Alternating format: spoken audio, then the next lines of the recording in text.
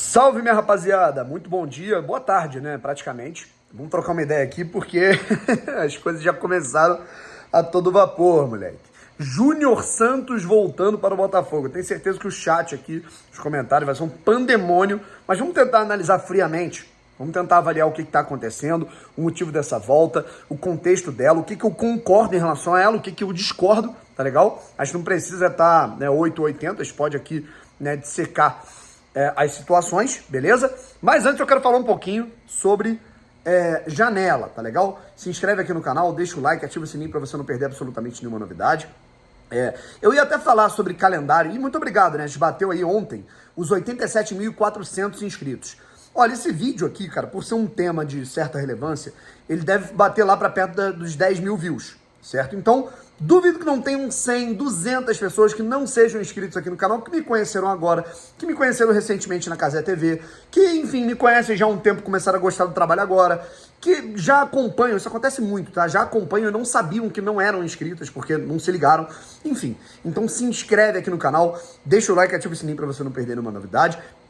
À noite eu quero falar com vocês sobre calendário, cara. Eu vou até passar aqui, né, já passar um bizu de como vai ser o calendário do Botafogo. Quero falar mais disso à noite. Enfim, olha só. No dia 2 agora de abril, o Botafogo enfrentou o Audax. Aí no dia 6, 4 dias depois, vai pro Chile enfrentar o Magallanes. Aí depois volta para enfrentar o Audax no outro fim de semana na Taça Rio. Depois Ipiranga, no Rio Grande do Sul, na Copa do Brasil. Aí volta, joga com São Paulo em casa. Depois, no dia 20 de abril, César Valerro em casa. Depois vai à Bahia, 3 dias depois, enfrentar o Bahia no Campeonato Brasileiro. Volta para o Rio de Janeiro jogar contra o Ipiranga na Copa do Brasil no dia 26.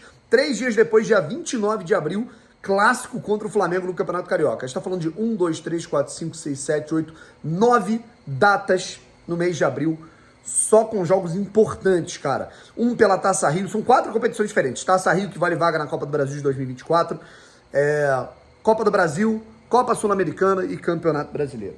Meu camarada, o negócio é realmente tenso, mas a gente vai falar um pouquinho sobre isso depois. Primeiro, eu quero falar aqui um pouquinho com vocês sobre janela de transferências, tá? Circulou nas últimas semanas uma notícia de que a janela seria adiada, né? A CBF estava adiando essa janela por conta da situação lá do Água Santa. Vocês lembram desse meu vídeo que eu falei sobre o Água Santa? O Água Santa foi para a final do Campeonato Paulista, e aí, como já é uma equipe pequena e que não tem calendário no meio do ano, muitos desses jogadores, né, teriam que ir para os seus outros clubes. Tinham jogadores que iam para o Londrina, tinham jogadores que iam para o Vila Nova para jogar a Série B, a Série C. Muitos desses jogadores, eles não poderiam, por conta da data de inscrição, jogar a segunda final do Campeonato Paulista, que é depois do fechamento da janela. Então essa janela ela foi adiada, mas a janela nacional, tá bom, pessoal? A janela nacional, ela foi adiada para transferências aqui dentro do Brasil. A janela internacional continua valendo para o dia 4, o fechamento. Certo, rapaziada? Então, para contratar, por exemplo, um Rojas, por exemplo, né, a gente está falando aí muito sobre esse jogador, o Botafogo teria, sei lá, né, 1, 2, 3, 4, 5 dias. Né? O Botafogo teria 5, 6 dias. O que eu acho que não deve acontecer, tá? Em relação ao Rojas, o Botafogo pode até ter um contato com o cara, pode até chegar a um acordo salarial, mas tem a questão do vínculo dele ainda com o Racing. Acho que é um atleta que poderia chegar só na segunda janela. Mas aí tem alguns jogadores que o Botafogo está negociando aqui no Brasil. E aí, para isso, o Botafogo vai ter mais tempo. E é justamente sobre isso que eu quero falar aqui com vocês. Júnior Santos está voltando ao Botafogo. Bomba para a torcida botafoguense nessa manhã de quinta-feira. E a situação é a seguinte, vamos relembrar todo o aspecto, tudo que aconteceu, tá? O Júnior Santos, ele chegou por empréstimo do Sanfrecce Hiroshima no fim do ano passado. Jogou algumas partidas, colaborou, deu algumas assistências, fez um gol, certo?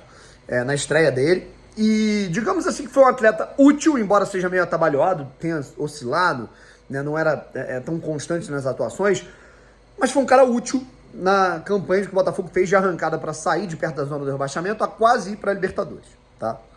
O desejo do Júnior era continuar, a comissão técnica entendia o Júnior como alguém útil, mas o Sanfrecce Hiroshima, do Japão, não estava querendo prorrogar o empréstimo dele, o Botafogo não estava querendo pagar, né, valor por ele. E aí o que acontece? ele voltou em tese para o Sanfrecce Hiroshima.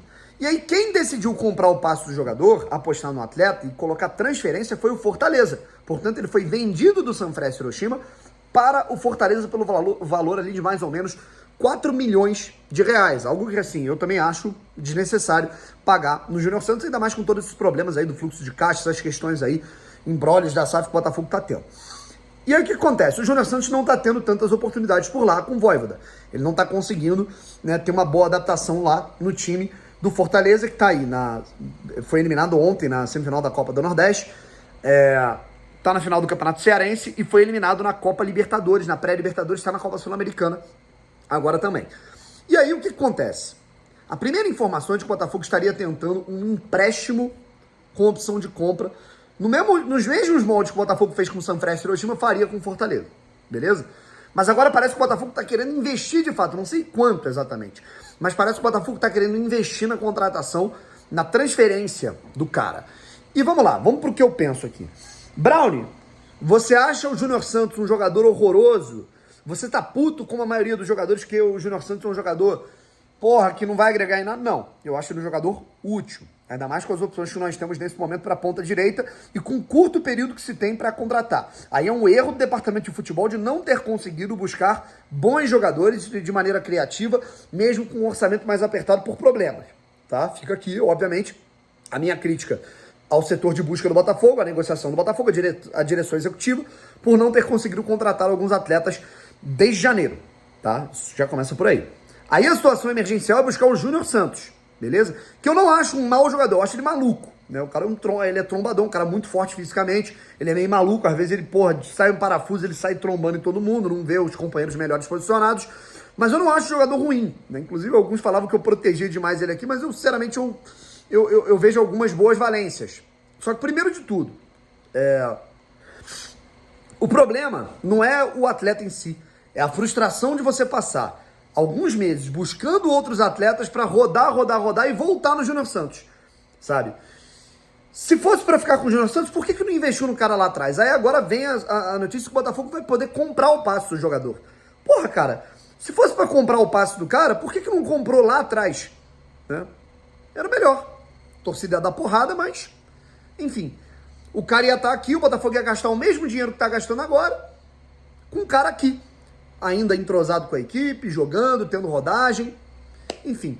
Não acho o Júnior Santos um jogador inútil, tá? Acho um jogador útil não para ser titular absoluto, mas para agregar. Acho ele muito melhor que o Piazon na direita, que não existe, por exemplo, tá? Todo respeito ao Piazon, mas aí é culpa do Castro que insiste dele ali por aquele lado direito.